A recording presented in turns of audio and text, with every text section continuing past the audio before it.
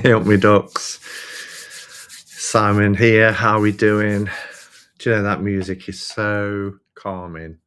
I don't know about anybody else who does lives, but I tend to get a little bit hyper before a live, and I'm glad I changed the music a couple of months back because that is so calming and it really,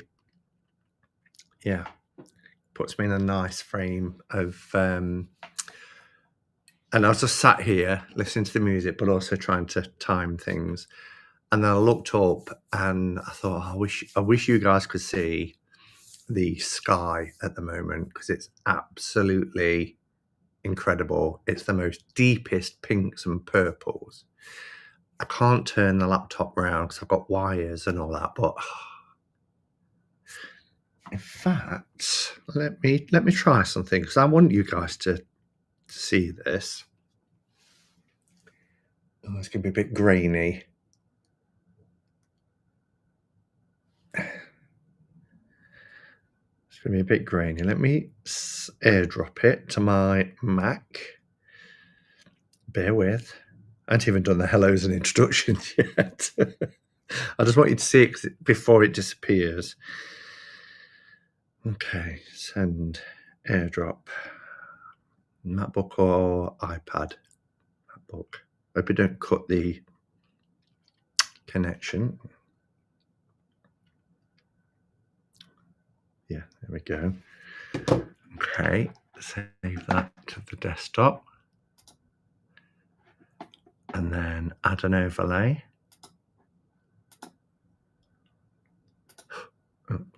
Yeah. Downloading. All right. There we go. It is a bit grainy, but look at the colours there of that sky. Isn't that gorgeous? Love it. You got to see it. Yeah. Okay, let's do the hellos before it gets too busy. So, Rob, hello. How are you, my friend? Good to see you. First one in. Lovely Marilyn, close behind. Esco, Lily, Albecca, Sandra, Marilyn, Lily Rose, hello, nice to see you. Golden's here, and Sarah, hi Sarah. Artemis, Jen, hi Jen. We've got the lovely Kim, hello Kim. Forever Whereafter, Vintage Moon, Raven Song, and The Haunted Bookstore. Nika, hello. Our Chris, hi Chris. We've got Jennifer and Dawn, Elspeth, Lel, Moomin, hello, Susie, Sharon, Janine, Trisha, Star and Flurry, Niles, hello, nice to see you. Kathy's here, hi Kathy. Cheryl, hello Cheryl, nice to see you. Ferdiad, another Jennifer, and make sure I'm not missing anybody out. Oh, Giselle, hello, nice to see you. Watching on the TV, so apologies if not in the chat. It's lovely to have you here. Aki, I hope that's how I'm saying your name. Metis, Cedar, and Will, hello Will. Lucy, we've got Kathy from Nothing So Strange.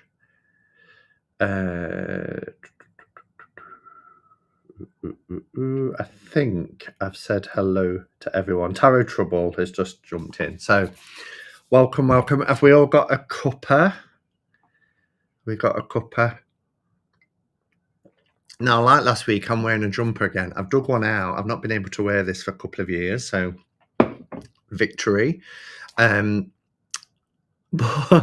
went out this afternoon. A friend a message about It's 3 o'clock, about 2:30, to say I was in town, didn't want to meet for a coffee. And we went out and we had a walk around town, and it was really warm. I was like, not the sort of day to be wearing a jumper. Anyway, let's light our circle of friends. We'll light a candle. We went down to an area of the city that's had some regeneration, which has really been needed. So here's to us, our little circle of friends. Yeah. Oh, you can't even see it there, can you, really? That'll be all right, won't it, if we pop that? Might even move it there. Yeah, an area of the city that has been run down and empty. It used to be a market, a huge market called Sneinton Market. Anybody from this area will know about it.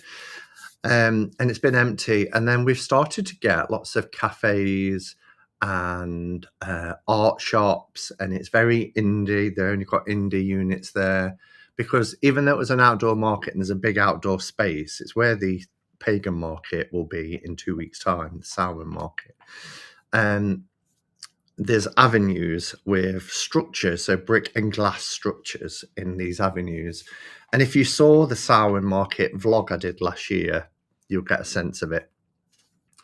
And we had to walk down there. I went to the witch shop and I bought a candle, which we'll also light. This is Wolf Witch, which is really, really cool. They do, it's not a witchy shop in the sense of tarot decks or anything like that. They do like wax melts, candles. That's a picture of it, actually. It's very small. You can only get about 4 people in at a time, but it was really nice. And then we found a little cafe. And if you follow me on Facebook, I posted some pictures. So yeah, I got a Samhain candle, and I had a smell of it. They've got all the sabbats. Sorry to hear that. What's up with Cheryl? I just saw Chris say sorry to hear that. Oh, you've tore a muscle in your rotor cuff at work this week. High on painkillers. Oh, we'll get well soon.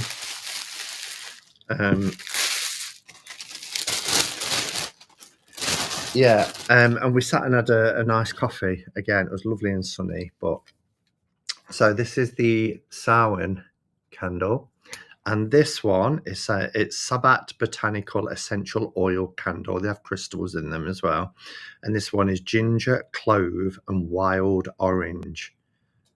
Oh, look at that. Wolf Witch Apothecary.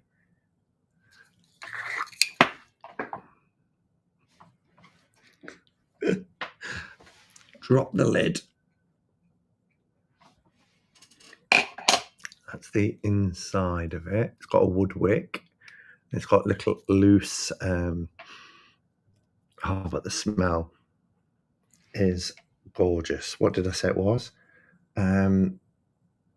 Ginger, clove, and wild orange. Where did I just put that lighter when I lit that candle? Do you know, sometimes I worry myself. Where did I put it? Did anybody see? Oh, it's over here. So we'll light that. Oh, that makes a lovely crackle sound. It's like the... Don't know if you'll hear it or not. Oh, we'll pop that there as well.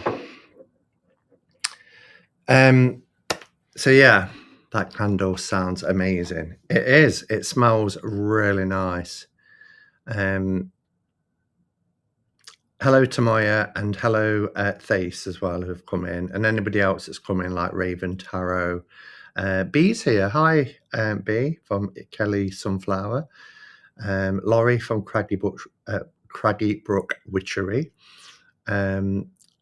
Marita's here as well. Lots of lovely people coming in. So yeah, have we all got our cuppa? So last week, did you notice the boo-boo that I made on the live? Oh, Anne's here. Hello, Anne. Just want to wish you a happy birthday in advance. Happy birthday to you, my birthday twin. Anne and I both share the same birthday, and it's this week. So, yeah, happy birthday, Anne, my birthday brother.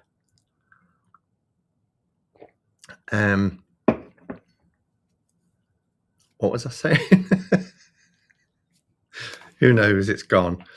Oh yes, the error that I made. So last week, the theme that we talked about was the dark half of the year, preparing for the dark half of the year, or what we do during the dark half of the year in terms of any sort of rituals, practices, and stuff like that.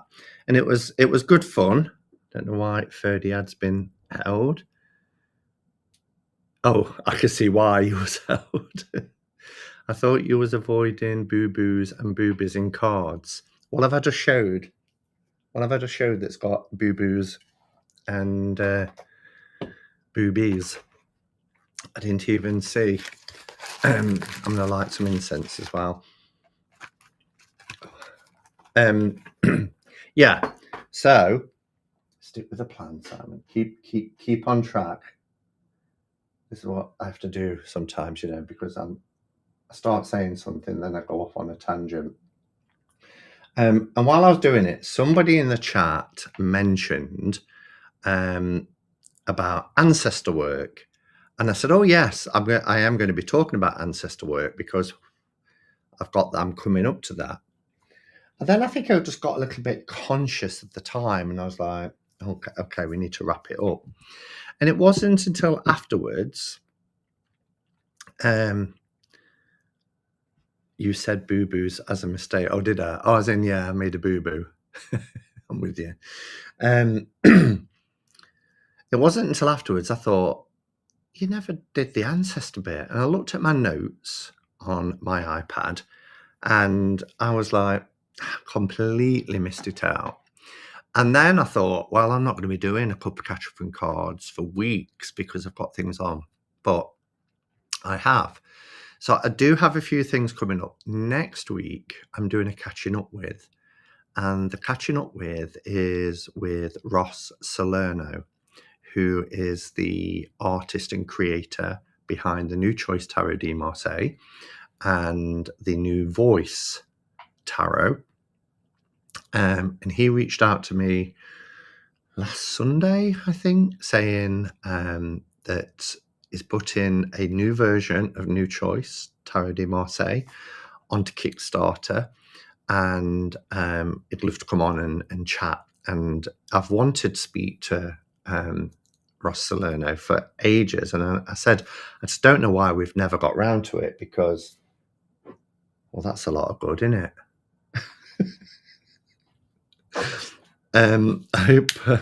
I think the crystal is too close to it, so I might have to take the crystal out. And now I'm going to have piggin wax on my fingers, aren't I? I said, I don't know why I've never had you on, because I'd wanted to many times. And I think we did discuss it once a few years ago. But I mean, it's 7 years that I've been in touch with Ross for. It was 2018 when I got New Choice Tarot de Marseille. And I bought 2 copies because I loved it so much. I wanted to back up. Oh, exciting. Can't wait for that. Why am I looking there when I can get the comments up here as well? So Chris said, oh, excited. Can't wait for that. Yeah, I'm really looking forward to it. But I want to dive in deep and I want to find out all about him, his past. His past. I want to know about his past. No, just his journey, really, to where he is today. Simon, did you catch my comment on rose oil? I didn't, Carol. Would you post it again? And I'll try and be better at looking at comments, unless I can see it here. Is it in capitals? I'm not sure. If you can pop them in capitals or tag me, that would be great. Although tagging doesn't appear on, it only appears on the iPad, and I'm going to be using that for my notes soon. So yeah, so I thought, well, this week I will touch on that as a bit of a continuation, because next week, as I was saying, back on track, I've got Ross Salerno on. The week after is Spotlight. So Cheryl and I will be together for Spotlight 2 weeks tonight. And then the next day I go away to Glastonbury for a week. So that'll be fun. And I'm away for the Saturday because we're going Sunday to Sunday. But I rather suspect we'll do a live from Glastonbury. So yeah, I saw a comment then. Where was it? I don't want to miss the comment. So Carol, if you want to pop it again, I'll look out for it. Mandela effect. I thought I remembered you interviewing Ross when he was creating his deck because he shared images. Or was that on Chris's channel? I'm not sure. But yeah, it's definitely Mandela effect. It's not been on mine. Dawn says, Simon, it's my little grandson's 6th birthday the day after yours. He is on the 16th, so I'll be thinking of you on the 15th. I hope you have a great day. I'm working and oh my gosh. This was £15 and it won't even stay lit. What is up with this? I'll try it once more.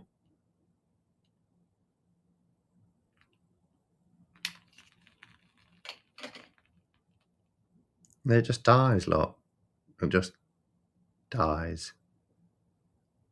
What a pile of that turned out to be. Well, I was shouting them out one time, but I might try and dig around it and see if we can salvage it somehow. What was I going to say? Who knows? Yeah, so I'm actually going through an assessment. I don't talk about work on my channel much, but we've got a inspector kind of coming in, spending 2 days with us. So the day before, I've got a meeting in the morning to set the scene. Then I'm being interviewed for an hour myself. Then other members of my team and colleagues and all that are being interviewed. Then other people. Then on day 2, which is my actual birthday, is when I have to attend a meeting to get the verdict, the findings. So I'm like, great, that'll be a fab birthday. And if all goes well, we'll probably go for a drink after work. But if it doesn't, then I'll go to Slim and World instead. So yes, do a live. I'm sure we will. I'm sure we'll do a live. You've been robbed. Carol's Cauldron. I just learned that a research study showed that smelling rose oil increased brain gray matter, which improves cognitive function and memory. There you go. My sister's birthday is on the 16th too. She'll be 22. I'm the oldest. She's the youngest. It kind of works that way. It's Jen's birthday, Jen Phoenix, as well, on the 16th, the day after. You need to pour out some wax. Well, I'll have to scrape it out because it hasn't even had a chance to melt yet, Marita. So maybe preserving itself. Simon, I'll be your age on the 29th. Wow. So you're exactly 2 weeks to the day after mine. What's your favorite cutest deck?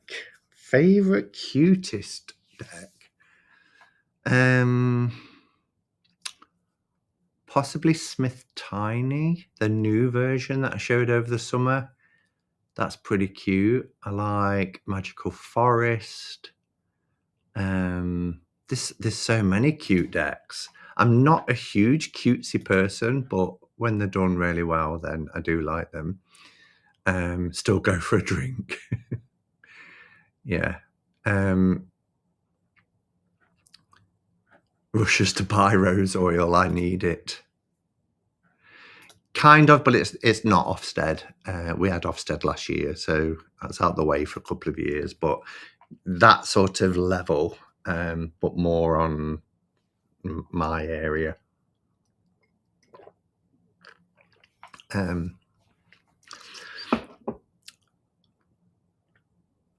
I have 3 brothers and 3 sisters. I never knew that, Chris. I never knew you was from such a large family. That makes sense. It was just the way you said, I'm the oldest and she's the youngest. I thought you meant out the two of you, but yeah, I get it now. Okay, so let me get my notes open. And then I will keep trying to look at the comments on there, but you only get 1, 2, 3, 4 comments. So if it scrolls fast, then I don't always see it. So either, yeah, pop them in capital so I see them. No,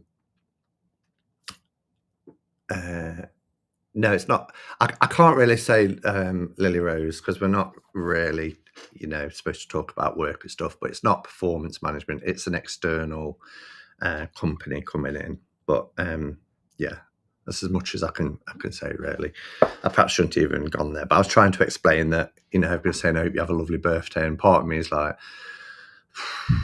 it's going to be a day.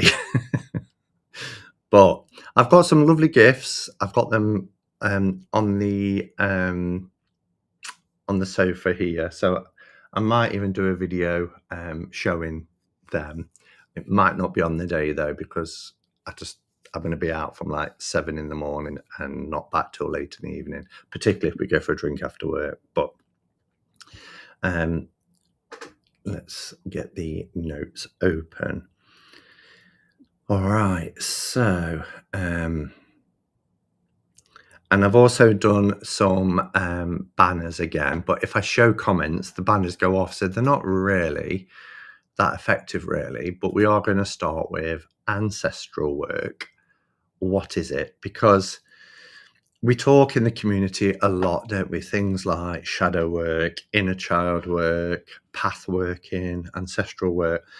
And I think when you've been around in the community for a while, you can make the assumption that everybody knows what you're talking about. And I remember being one of those people who first discovered the online community. I think, what are they talking about? What's shadow work?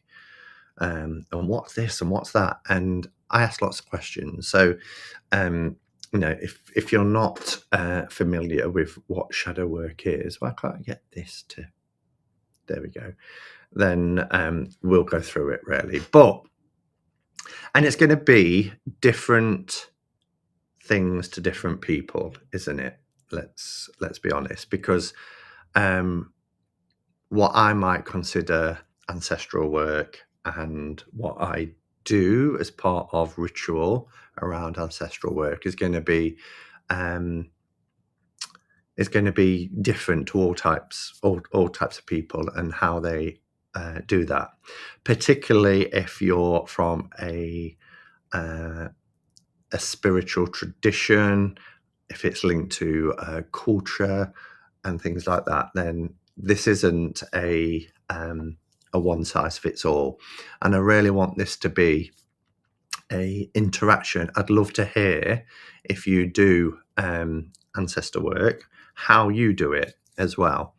And mine has evolved over the years. When I first heard about ancestor work, I only used to do it on All Hallows Eve, and now I'm away from that. Samhain, but Samhain is more of a period of time rather than just one night. And I used to just draw cards from postcards from spirit and read the message. I would do a meditation, I'd light a candle, that sort of thing. But it has evolved over time, and it can be done, any time during what I would class as the Samhain period. Because yes, All Hallows Eve is the night where the veil is at its thinnest, but it's ever getting thinner as we get towards that period of time and afterwards as well. Ancestral Whispers by Ben Stimpson is a really good book on ancestor work. Ah, I've not heard of that. Um, but for me, it's a time to both honour and communicate, and perhaps even seek guidance and wisdom from those who have gone before us. Um, and as I've got older, obviously the natural order of things, isn't it? As you do get older, your ancestors that pass become closer to you. Um, so as a teenager, I lost both my grandfathers. In my 20s, I lost my grandmothers.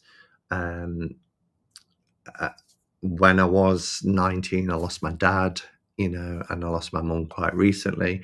But ancestors can go back through generations. Some people, when they do ancestral work. In fact, I'm going to grab something to show you.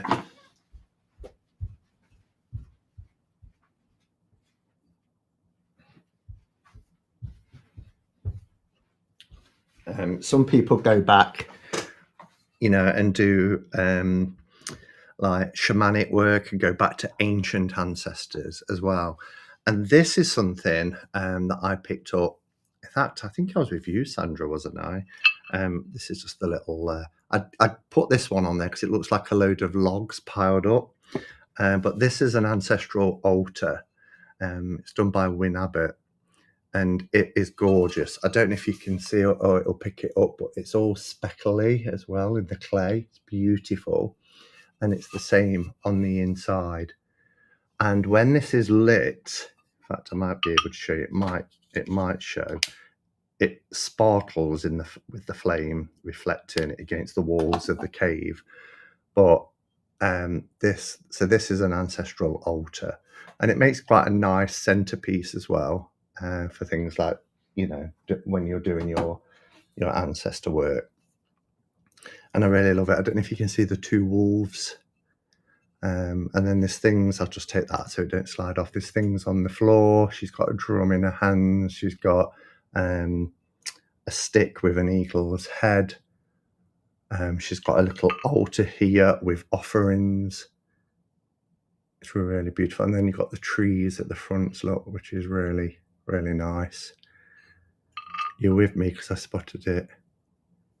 Oh, it's jumped. It's bloody jumped. I'm going to keep that lit, actually, at the side of me whilst we talk. And there's a labyrinth there as well, look, which is really gorgeous. I would like to get another one to have the other side of my tree that I've got. You have many stunning pieces, thank you. And now my iPad's gone off. There we are.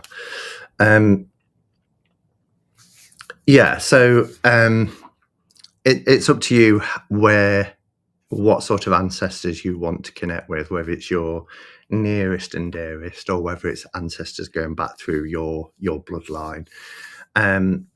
But also it could be when we talk about ancestral work as well. I'm looking at my notes because I spent this morning writing this up, because last week when I did the Dark Half of the Year, it was about a paragraph that I'd written. And then I thought, well, I can't talk all night from just a paragraph. So I've kind of expanded on it and put my thoughts down. But yeah, it's connected with your blood relatives, but also spiritual or cultural forebearers is really important to mention as well. What a beautiful altar.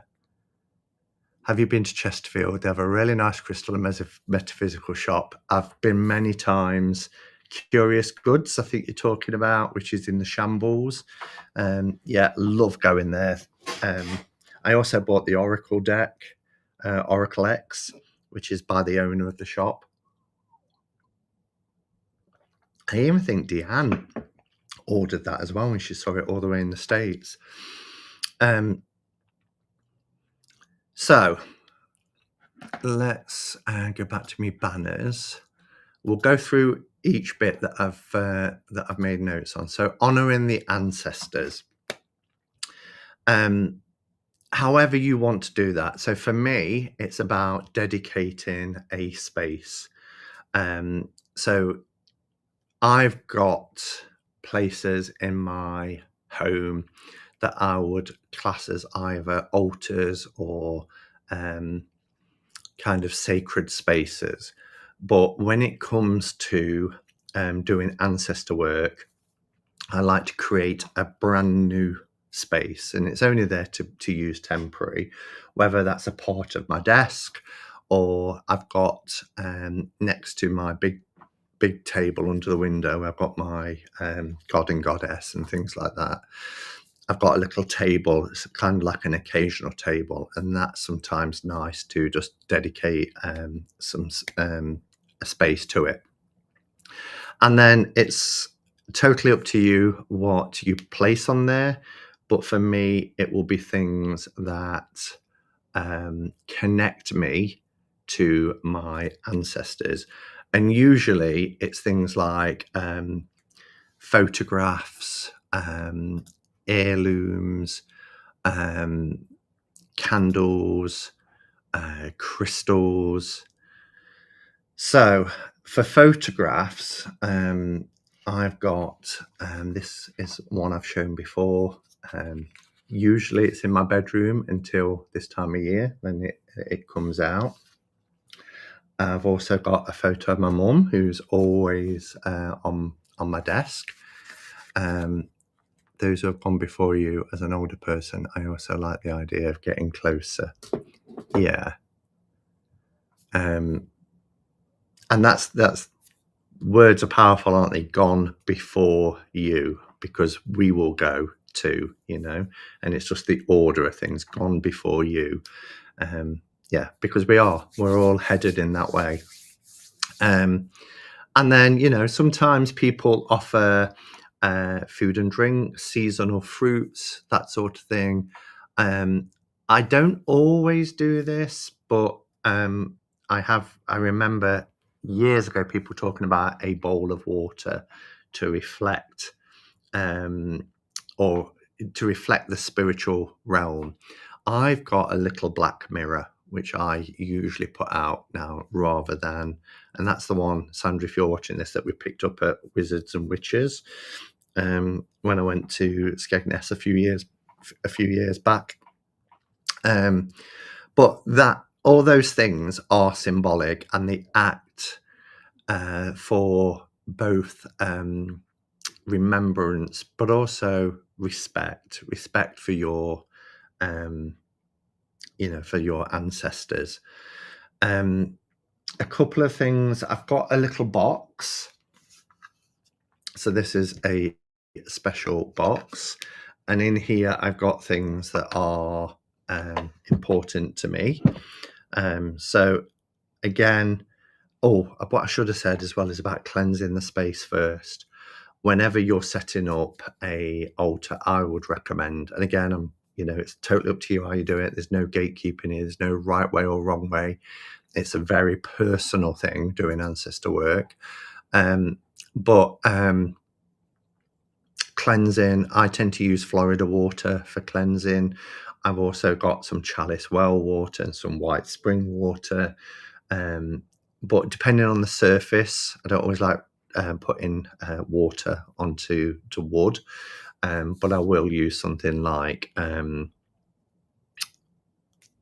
Florida water kind of thing, just on a damp cloth and wipe it down and then spray. Now, when I'm doing ancestor work, I use my mum's perfume because that connects me to her.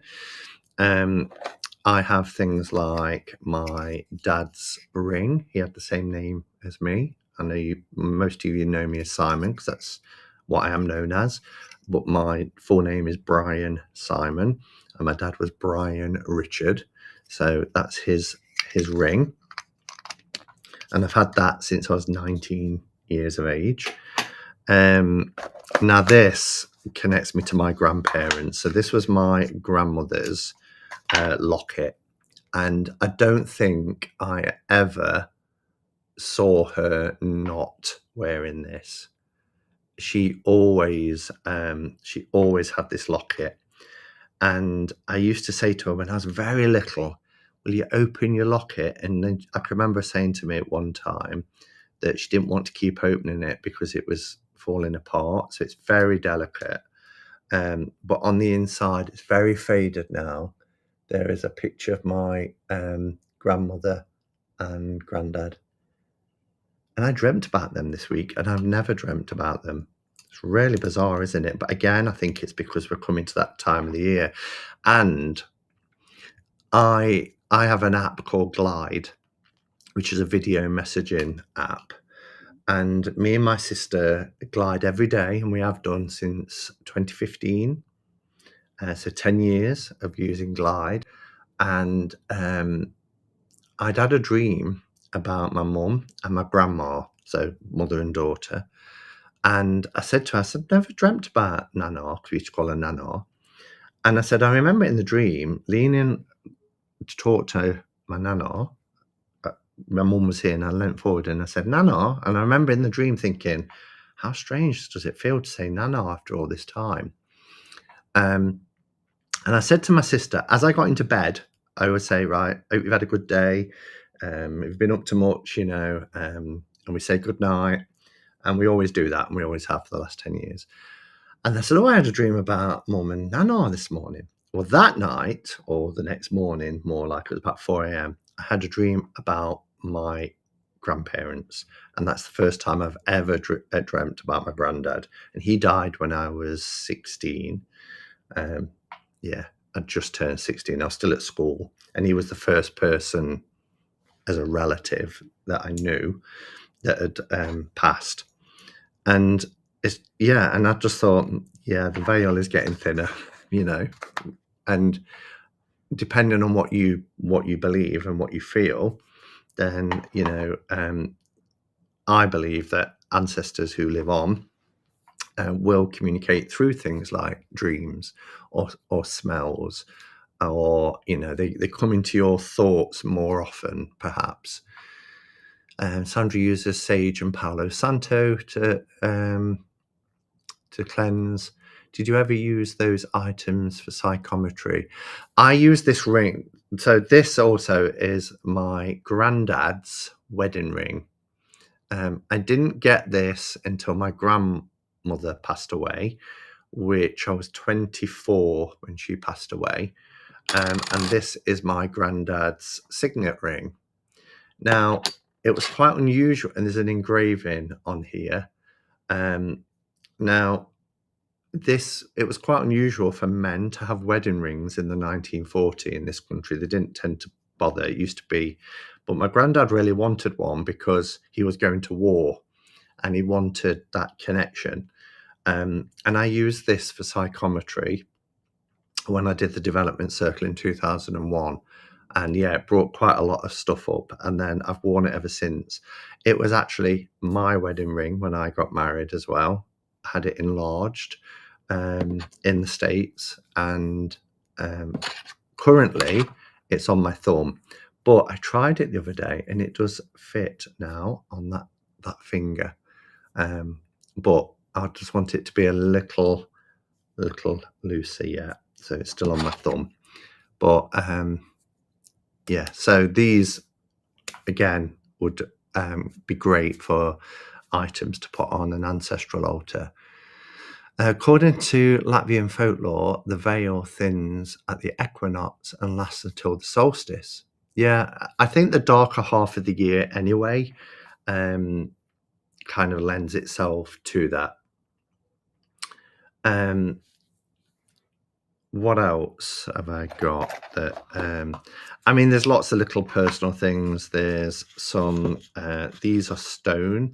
Now, I always thought this was part of my mum's wedding cake, but I believe it was my grandparents' wedding cake, and she'd kept them because they are in the 80s and 90s. They tended to be like paper, but these are actually like ceramic, which is typical of the time for like the 1930s and 40s. A couple of stones that I just don't know why my mum had them, but they were precious to her, so they're great. And then just other little bits and bobs that, as you know, my family was Mormon, and this was my mum's missionary badge. So little things like that you can put in, things that mean something to you and can help you connect with their energy. So I'm just going to have a little spray of this while I'm talking of Ancestor. Oh yes, that's beautiful. And that just connects me straight away. So I have a little box with some things that you want to use and bring out that are important to you is a good one as well. Hey Patsy, good to see you. Your thumb is skinnier than your ring finger. You must have fat thumbs. What?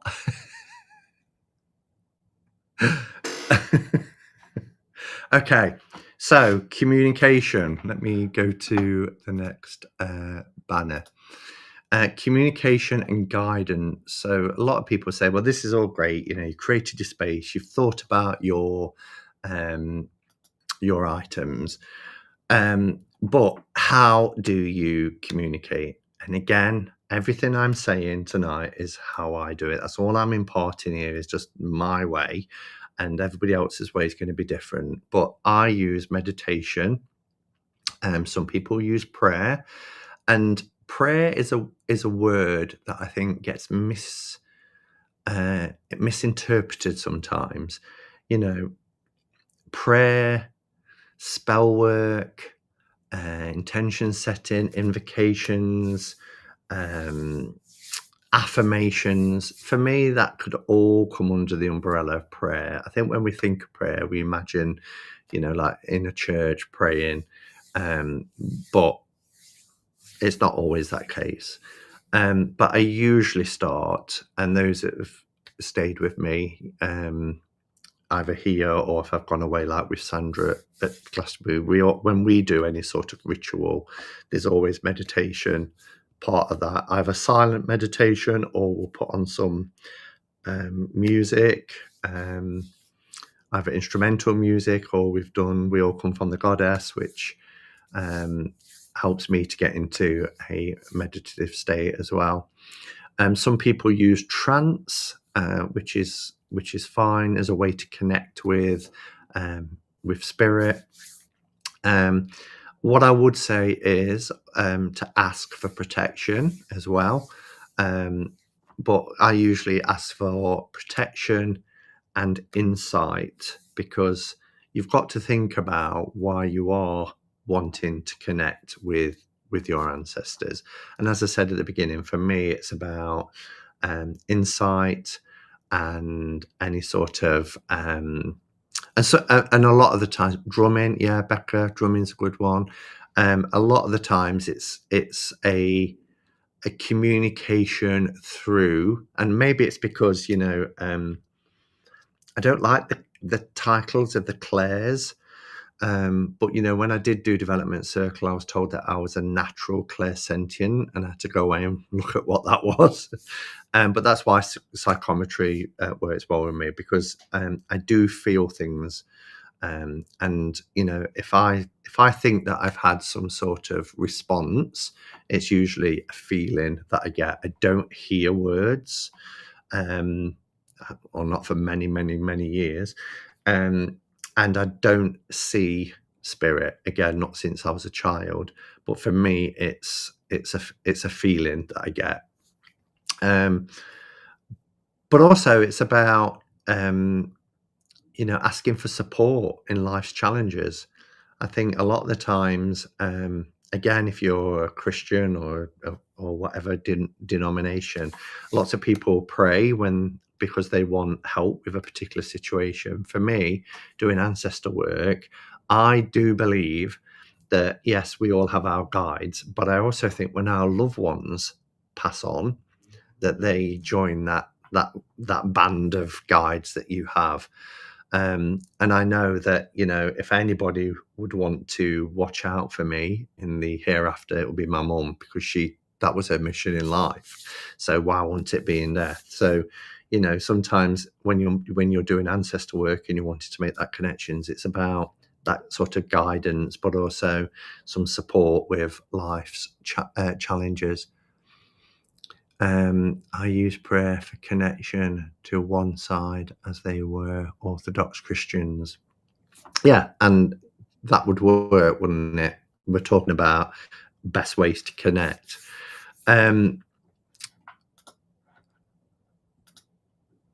Healing and reconciliation.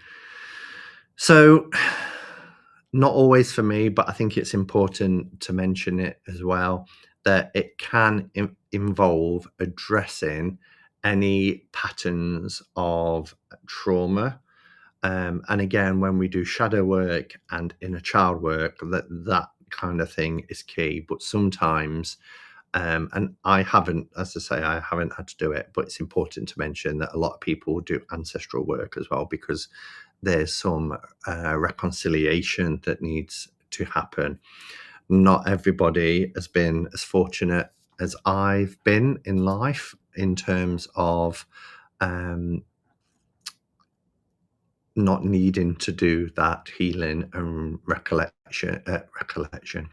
reconciliation when it comes to ancestral work, but others have or do have to feel that they need to do that work. So I just think it's important to mention that, and it can bring peace to the person who's doing it, but also peace to the deceased. Yeah, Patsy had to do ancestral healing on your maternal side. Yeah, exactly. And I don't know if that's an ongoing thing with you, Patsy, now, or whether you've got that closure on it. But the idea of doing reconciliation and going through healing through ancestral work is because that's the ultimate goal, is to get that reconciliation and to find peace. And also, if you can really do it and let go of any sort of pain or past trauma, then it's beneficial for both sides. My mother was a nasty piece of tool, so the one to look after me is in my late grandma, and she's a force to reckon with. And perhaps, yeah, ongoing, but I'm healing. That's good to know. I wanted also to touch on ritual inclusion. So during festivals like Samhain, when the veil between the worlds, as I said, is at its thinnest, that is a good, because ancestor work can be done at any time. I tend to feel gravitated to it more at this time of year. But because the veil is at its thinnest, then that is a time where you can invite your ancestors to come forward in spirit. And as I said, it's really important for me, and I would recommend it, is for that to be in that space, for that to happen.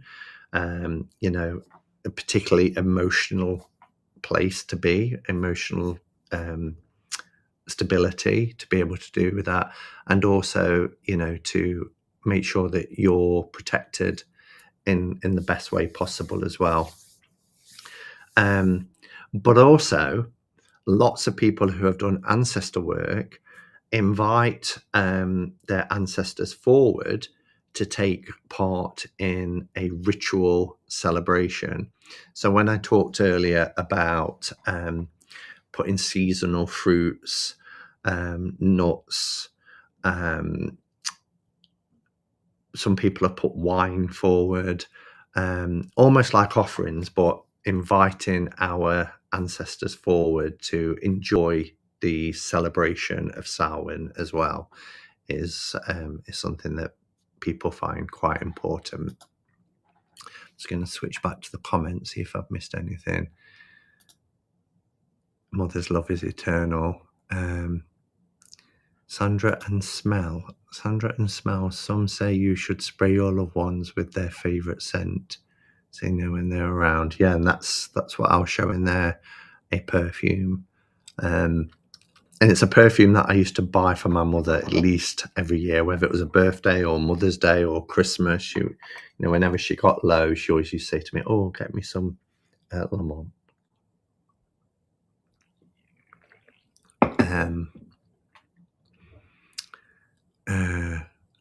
Too painful for me to do in this lifetime, and that's absolutely fine as well.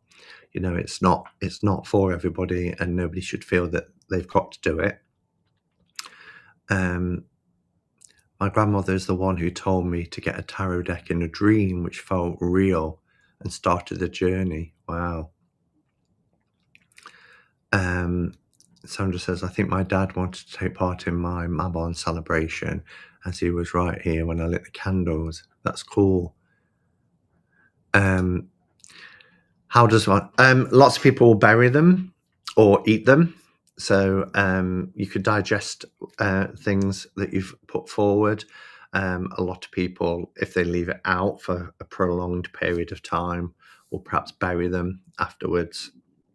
And I find that more, I know it's part of ritual, but I find that more rather than just tossing it in the trash. It's almost like you've not belittled the ritual, but it's showing that reverence again, I think. I put everything in the yucca house plant. Wow. That's cool. So what I would say is for the ritual part, it's a deeply personal practice that's intended to connect you with the past, the present, but also guide you for the future. And that we're part of that whole cycle, really, of an ongoing, what's the word, lineage. We're part of a chain, aren't we? And it doesn't matter, I don't have an offspring, I don't have children. It doesn't matter. We're still connected. I'm connected to my sister who's got 5 girls, and we're all blood ties. Yeah. So creating an altar. So as I mentioned, where are we? Again, however you want to create your altar, and I'm just going to go a little bit more into detail. So photos of ancestors. Sometimes you might not have photos of ancestors, and it's just as effective to write their name down on a piece of paper and place it on your ancestral altar as well.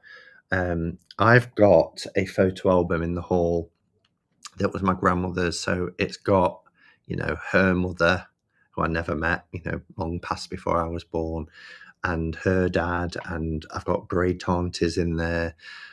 So I'm quite lucky to have probably 2, 3, 4 generations back.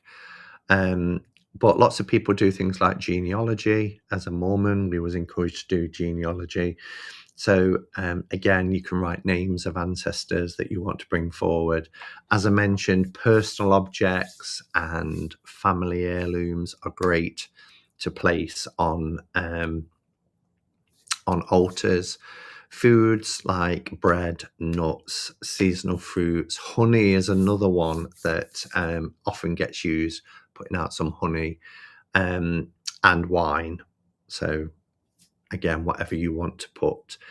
A bowl of water, as I mentioned, is believed to be symbolic of the spirit world or reflection. And I don't use bowls of water anymore. And when I'm talking about bowl of water, you can get those little offering bowls. I've got a couple that's got some herbs in on my sacred space. But, I'm talking of a minute, not a great big bowl of water, just a little offering of water. But I tend to use the black mirror for that reflection between this world and the other. And the idea of creating your altar, however you want to create it, is that it becomes a meeting place between the physical and the spiritual realms. They come together through that space that you've created. The gods love burnt offerings. Yeah. Last week I smelled my mum's perfume so strong around the house. It was so comforting. Yeah.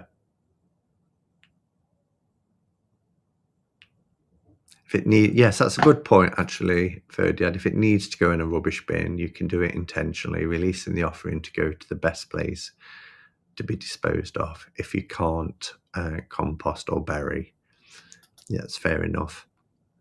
Again, these are just kind of tips, really, rather than this is what you should do. I wanted to mention candles because candles, for me, are really important in any type of ritual. And people talk about, well, what sort of candle should you use? So I just want to talk about some candles. So the most versatile candles are white candles. I love these. I've got to pick some more up when I go to Glastonbury. I'm down to like the last one and a half. So the most versatile, probably the most widely used color, but it represents purity, it represents spirit, so quite useful if we're doing this sort of ancestral rituals. And it also represents light. And again, even though we think of Samhain as dark, we're bringing in light, and we're doing this in the light. We're doing it out of good intentions, and it's ideal for ancestral honoring, particularly if you're dealing with mixed or unknown ancestry as well. Black is used for deep ancestral work. And it offers spiritual connection, but also protection. Now, I find, as well, grounding energy. And I was going to talk a little bit about crystals, but my grounding crystal is this one. I love this. I bought this in Glastonbury about 5 years ago. This is perfect as a grounding crystal. Absolutely love it. And particularly if I'm doing meditation, is to sit with that. When you kids head into Glastonbury, 2 weeks tomorrow. Oh, yes. And using black is believed to keep the practitioner of ritual safe and protected during ancestral ritual, as well as centered. Now, I'll talk about some other colours as well in a minute that I've made a note of. But for me, the combination of black and white together is the most powerful setup, for the reason that I just mentioned. But white candle for ancestral light, black candle to represent the ancestral realm as well. So ancestral realm, ancestral light together, as well as protection and purity, spirit, light, having them both lit is, for me, it's the perfect combination. Now, you don't have to have really, really expensive candles. You can get the little beeswax candles, and these are ideal, really, because they probably would burn for the length of your ritual. These don't last long. Half an hour. They're just rolled. They're very, I don't know if it'll show. It's just a stretch that's rolled up, and they burn really, really quickly. Scrying mirror, that's the black mirror Marita that I was talking about. I could show it, really. It's over in the drawer under my sacred space. I've got a couple, but I've got a favourite one. But yeah, they're great for the reflection part of it. I also wrote down a couple of others. There's red candles, which are good for the bloodline, if you're connecting with bloodlines, the vitality of life force passed through generations. And it's particularly effective if you're seeking ancestors to help with any sort of strength or courage that's needed. So red's good for that. I also use specific color candles for gods and goddesses I work with. Yeah.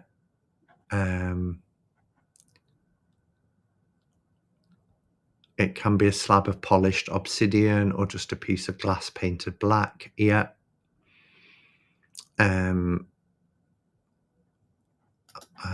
I have a Skyrim as my scrying mirror. Skyrim. Not sure what that is. I bought a scrying mirror, but I also, the first one I created myself, and there's you can get I had a really nice ornate picture frame. I'm going to try and find it in a second and I'll show it you. And I took it apart. I spray painted it black, the ornate frame, and then the glass. Yes, please. I'm not seeing. Okay, I will do. And then I sprayed the glass on the inside and then put it in, and then it gives it the reflective glossiness. Let's see if I can find it then. If I'm too long, I'll give it up, but it should be here.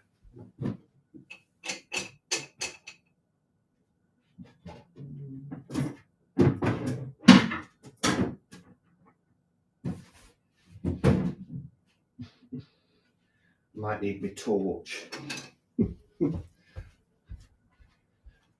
Bear with.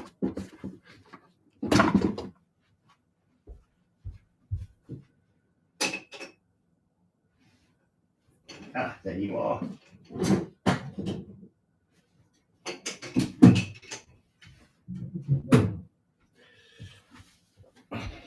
So this is my handmade. Oh, let me turn my torch off. My handmade scrying mirror. So all I did was I took it apart, I painted the outside black, and then took the glass out, sprayed the back of the glass, and then it gives it this reflective.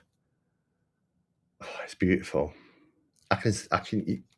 You appear subtly in it, but you can see beyond yourself, and it stands up as well, so you can pull it on your sacred space. Very pretty. Gosh. Oh, goth. Goth.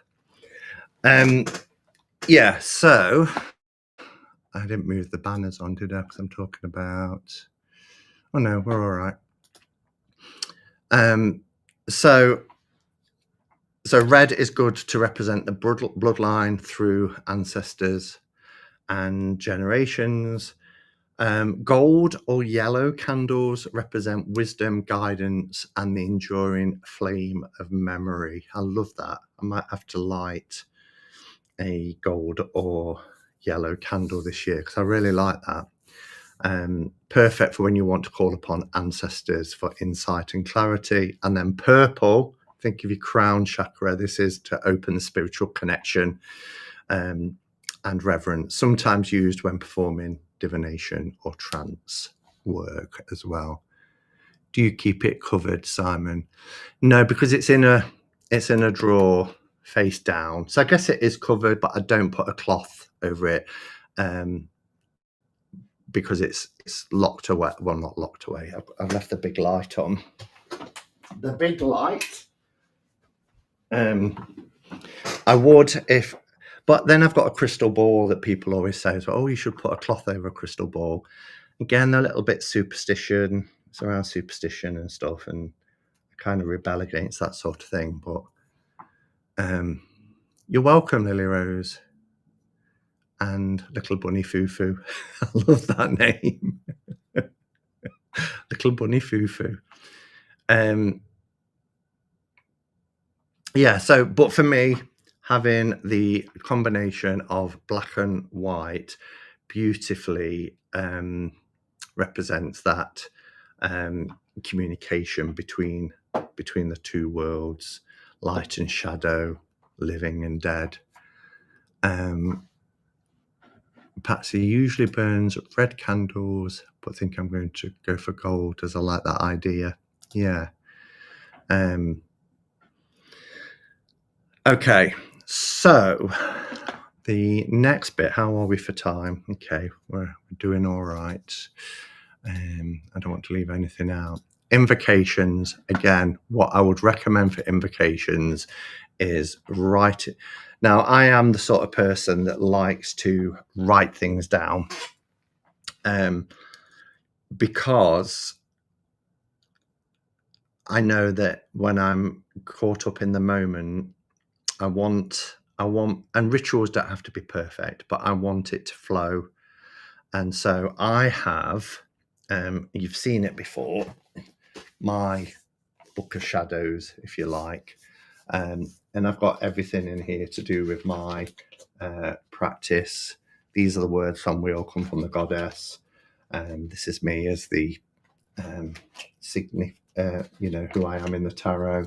I've got my Myers-Briggs, and then I've got things in here about the Wheel of the Year, elements of the year, the Sabbats, and then I've also got setting up altars, the different types of altars, and things like that.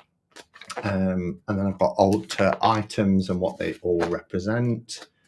But I've also, and I'll read it to you, I think, did I put a thing on it earlier? Yeah, so I call upon, and this, should I read it out? Yeah. All right. It's part of just explaining. I call upon ancestors of blood, spirit, and place, those whose love and strength have brought me here. I honor you and invite your presence with gratitude and respect. So I just feel whenever you're bringing in spirit or inviting spirit or ancestors, to do it with both gratitude but also respect for them. And it can be as simple as that. I've got a few others, but that one, I call upon ancestors of blood and place, those who love, so hard to read in this light, those who love and strength have brought me here, because without them, we wouldn't be here. I honor you and invite your presence with gratitude and respect. And some, particularly within pagan circles, some pagans also include ancestors of tradition, who have shaped their spiritual practice and their path, such as witches and healers, even poets of the past, land ancestors, all that sort of thing. What's your Myers-Briggs, Simon? If you look up the Myers-Briggs for the Page of Cups, that's how I worked out who I was in the tarot. It's INFPs. INFPs are idealists, so they tend to have high expectations, including in personal relationships. They might hold an idealized image in their minds of their perfect partner, which can be a difficult role for any individual to fill. Hence why I'm single, people. No, that's just about the personal relationships part. I've got pages and pages on INFP,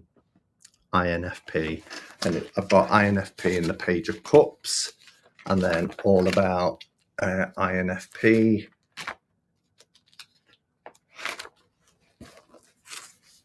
And then tips for interacting with INFPs, friendships, careers. So my career choices really should be artist, counsellor. Kind of am a bit of a counsellor, graphic designer, librarian, psychologist, physical therapist or social worker, and writer. A bit of a social worker, I think, but yeah. So that's... Okay. So that's the invocation. And then for me, once I've got my altar set up, let's put a new banner up. Where are we up to? I don't want to repeat what I've already said, but 'cause I did kind of jump ahead a bit.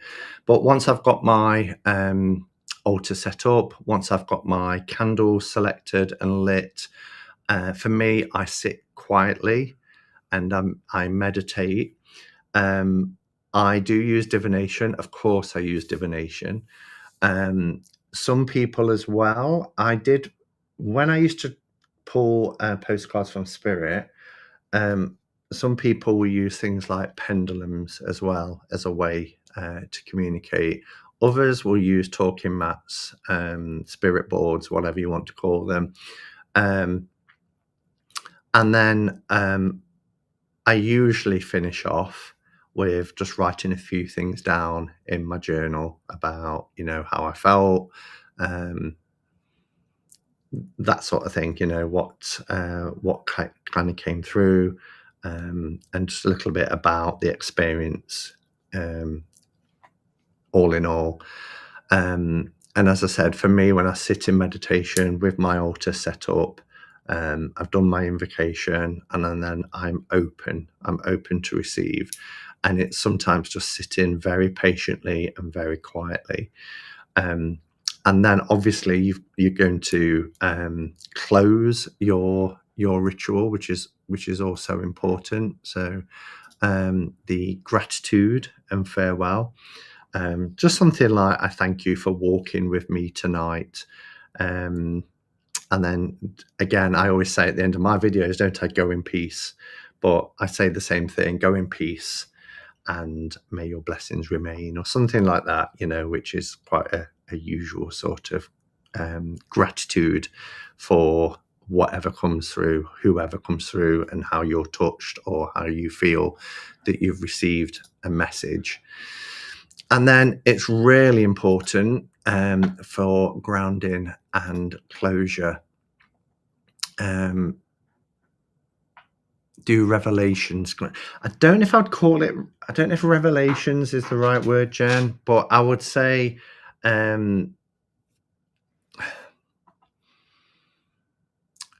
I tend to come to the ritual for a particular purpose, either just to connect and feel a closeness to my relatives, and that might be enough for me. Which has happened this time last year, I was facing something in particular, and therefore I wanted that sort of guidance.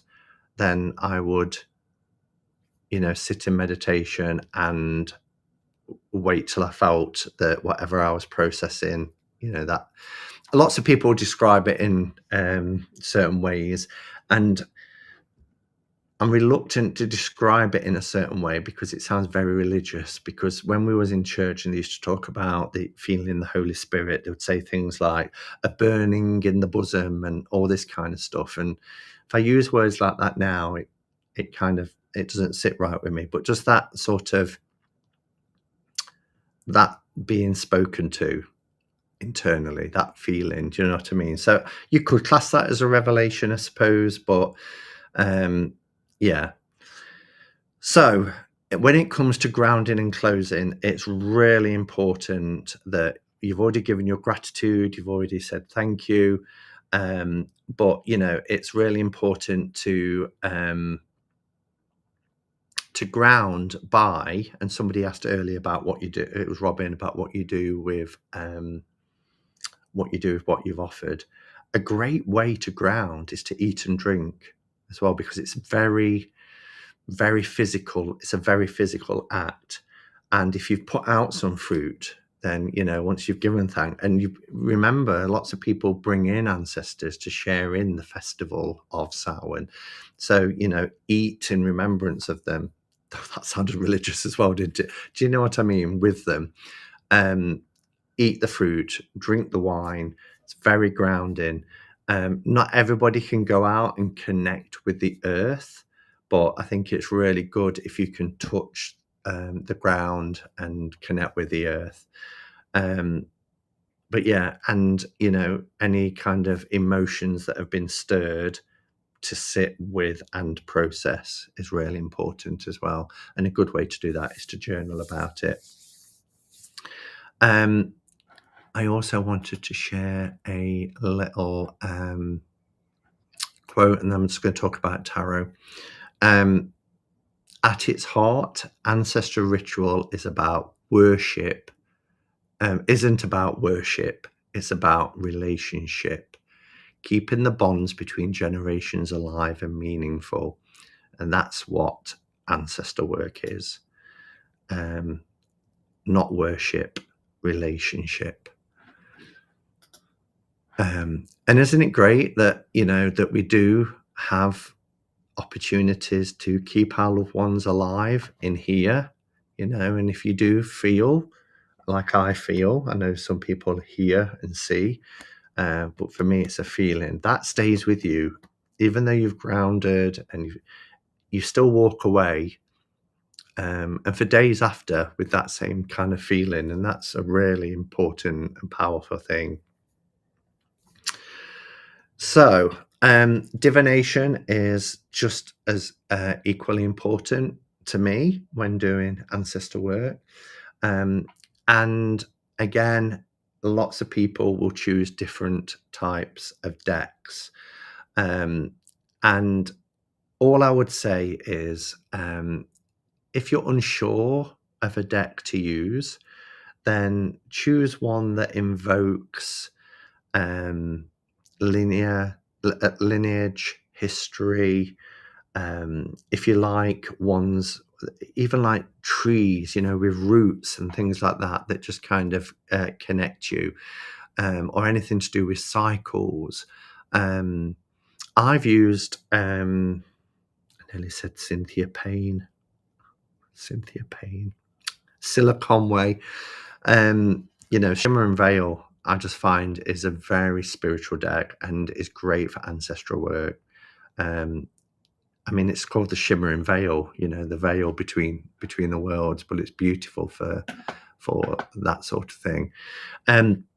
If you're fortunate enough to have been gifted a tarot deck that's been handed down through your family, some people have said, this tarot deck belonged to my mother, or this tarot deck belonged to my grandmother, or whatever, then I'm always a little bit sort of like, wish I'd got a deck that had been passed down from my ancestors. Then that would be great, for using for ancestor work.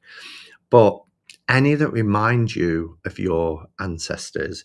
So you might see a deck that doesn't have to be this time of year, and you think, that deck there was a Doreen Virtue one, and then it got re-released by Radley Valentine, and it was very sort of Victorian postcard type images. And that, when I bought that, it was the middle of summer, I was on holiday, and I even vlogged from the side of the beach showing it. That reminds me of my grandma. And obviously, it is going to be personal to you. Now, I did mention when I talked about my decks for October that I'm going to be using the Relative Tarot by Carrie Paris. Now, this deck is a beauty. What I love about this deck is it combines two things that I think are great. It's vintage artwork, but it's got pixies symbolism overlaid onto it. These are the backs, which are quite nice. It is a gold edge deck. But you'll see here for the Temperance card, or the Two of Cups. Look, we've got the Lion and Caduceus. We've got the Cups. There's the Page, and this is a great deck for, I feel, for ancestor work. It's like old photographs, isn't it? She reminds me of Queen Victoria. This is one of the loveliest and most informative lives. Oh, thank you, Lily Rose. Look at it. So I love it. I really love it. and I think I overlooked it initially. There is an oracle. I don't want to spend too long talking about tarot decks because we're coming to the end, but that's everyone's grandma deck, but it's my mum deck. I can't even remember what it's called. I've got it because, you know, I got it for that purpose. I don't like those type of decks normally, but that one I just looked at and thought, this reminds me of my grandma so much. So I got it for that reason. The Beloved Dead, also by Carrie Paris. Again, these are the backs on that, which is lovely. Gold gilded. And very similar, but they're all spirit. So they'll all have like these gossamer wings. But it doesn't have to be a deck like this. It can be any deck. But what I would say is, because we're getting ourselves through that ritual into the place where we want to connect, then if there is a deck that connects you to a particular ancestor or just one that's more general like this, then I think it helps. I've got about 4 suitcases of old family photos, but I don't know half of them. I would still lay some out. You never know who's there that would want to come through. You know, just because you've not met them doesn't mean they've not met you, if that makes sense. Look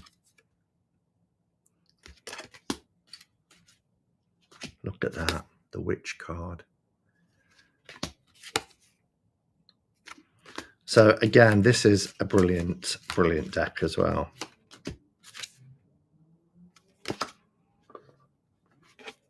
The Relative Tarot. Yeah, that was the first one, the Relative Tarot, and then the Beloved Dead is the Oracle deck.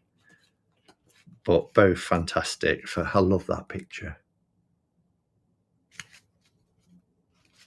And that's how we should remember our loved ones in spirit, isn't it?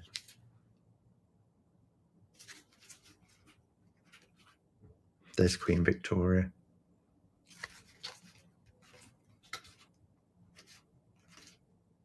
Oh, look at that.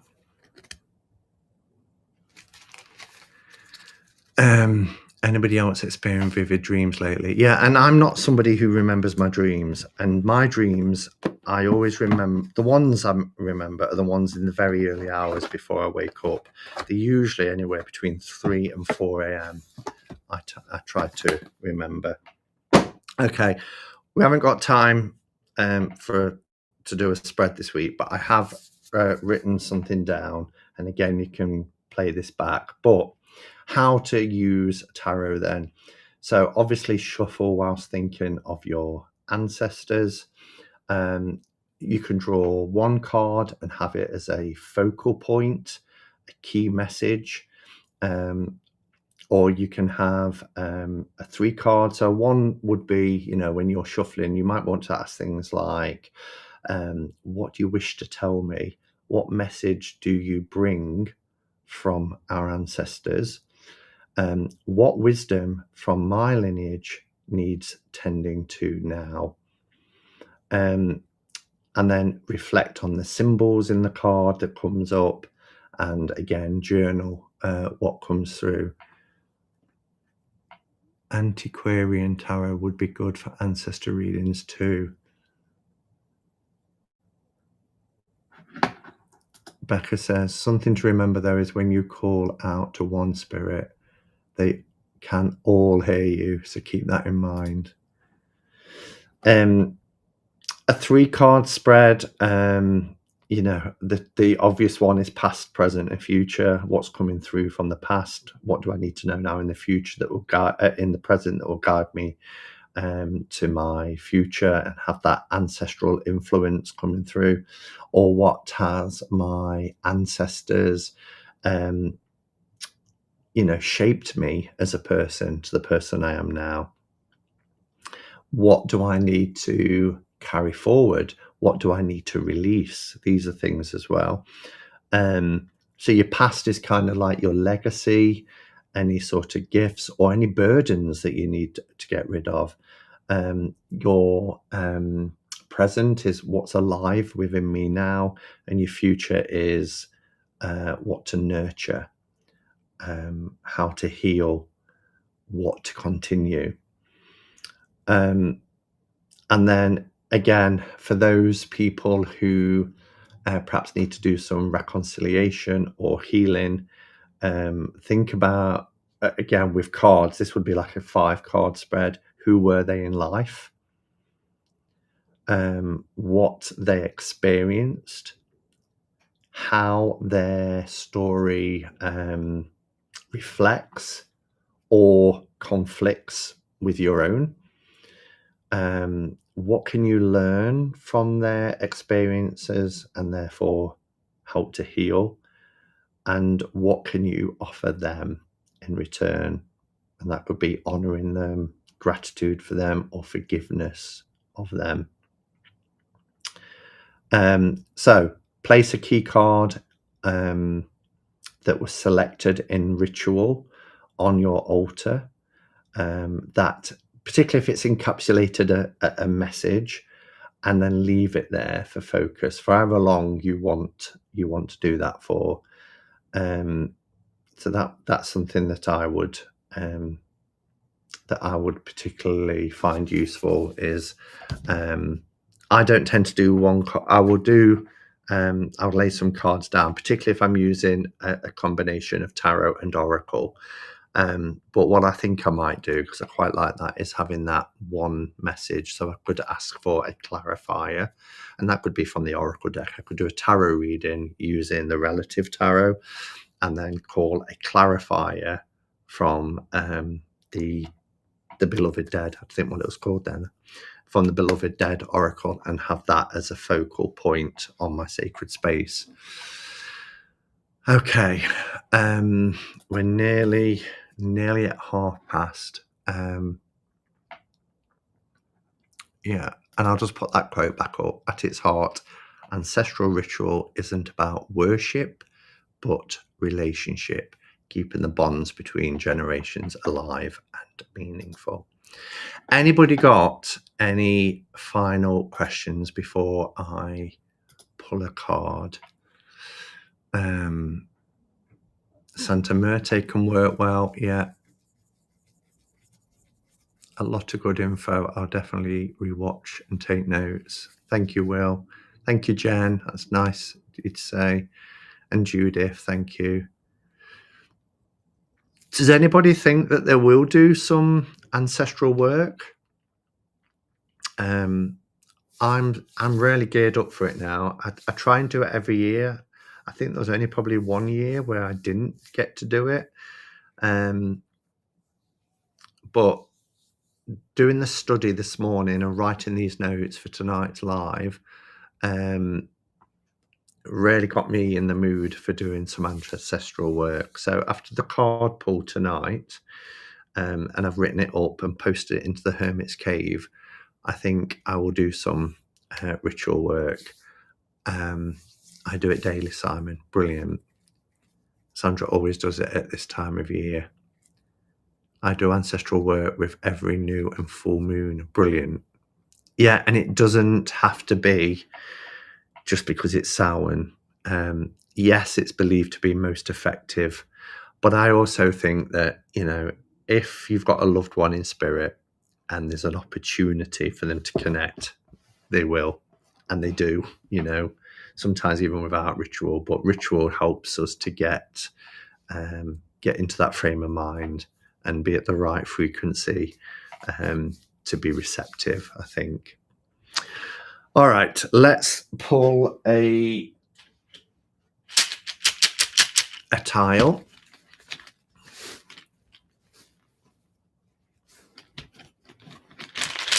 I feel my dad is still with me, but he was very skeptical about tarot.